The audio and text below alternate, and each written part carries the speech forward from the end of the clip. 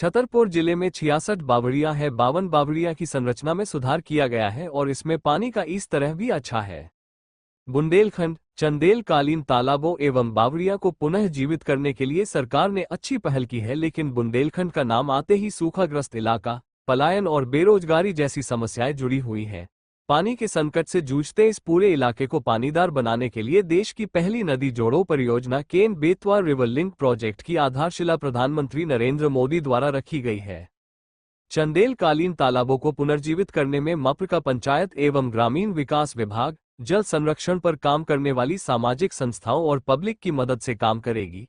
जल संरक्षण पर काम कर रही चंदेल राजाओं ने बनवाए बांध, तालाब और बावड़ियां बुंदेलखंड, मप्र और उपरा के जिलों में बनाए गए थे, जिससे बुंदेलखंड में पानी की कमी न हो। इससे चंदेलकालीन राजाओं ने इसकी संरचना और धरोहर को बचाने के लिए मध्य प्रदेश सरकार ने छतरपुर जिले की 66 बावड़ियां और तालाबों को काम कर रही है। जी, क्योंकि छतरपुर में सभी को ज्ञात है कि पानी की किस तरह से हर वर्ष समस्या होती है।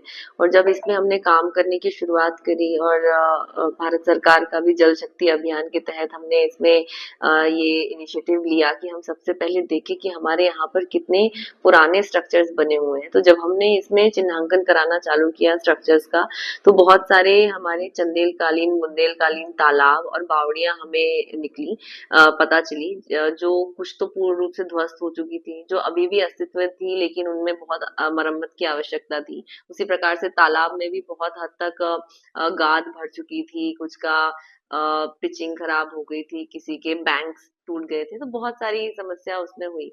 ये हमारे सामने आई।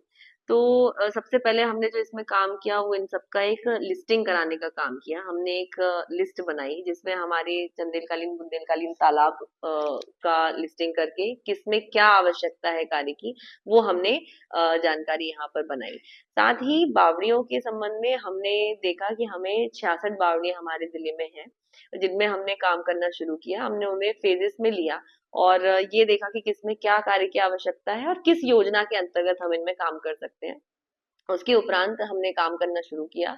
जल शक्ति अभियान के तहत हमने अटल भूजल योजना, मनरेगा योजना, साथ ही जो पिछले वर्ष हमारा गंगा जल संवर्धन अभियान जो मध्य प्रदेश शासन की ओर से चलाया गया था, इन सभी के अंतर्गत हमने एक कार्य योजना बनाकर काम किया। आज दिनांक तक हम 66 में से 52 बावड़ियों का जीर्णोद्धार कर चुके हैं। ये बावड़ियां इसलिए भी विशेष है क्योंकि भूमिगत जल स्तर इतना कम हो चुका है छतरपुर में, परंतु आज भी ये बावड़ियों का जो चिन्हांकन है जगह का, वो बहुत ही साइंटिफिक तरीके से उस समय में किया गया है, क्योंकि आज भी यहाँ पर इनमें पानी उपयुक्त मात्रा में पाया जाता है। इसी के साथ में तालाबों में हमारे पास नीति आयोग से एक प्रोजेक्ट सैंक्शन हुआ था, जिसके तहत हमने 168 यूनिट जो तालाब हैं उसमें हमने डिसिल्टिंग का कार्य किया। तो डिसिल्टेशन का कार्य करने के बाद में तालाबों की जल भराव क्षमता में वृद्धि हुई है। वो गाद निकाल के लोगों ने अपने खेतों में डाली, उससे फसल भी उपजाऊ हुई है। आगे भी हमारा ये प्रोजेक्ट अभी खत्म नहीं हुआ है। जो शेष हमारे तालाब बचे हुए हैं और शेष बावड़ियां हैं, उनमें हम निरंतर कार्य करते रहेंगे।